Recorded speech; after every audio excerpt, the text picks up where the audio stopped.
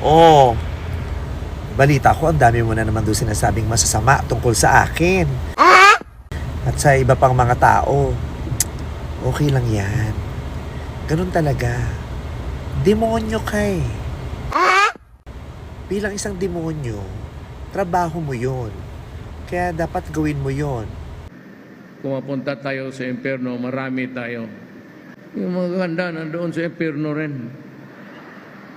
Kaya ako, pag ako ang namatay, totoo, at magkasabay tayo sa ganun, mag-parade tayo, punta tayo doon sa trono ni Satanas. Ang gawin ko sa harap ninyo, sampalin ko yung putang inang Satanas na yan. Kasi nga, demonyo ka eh. Diba?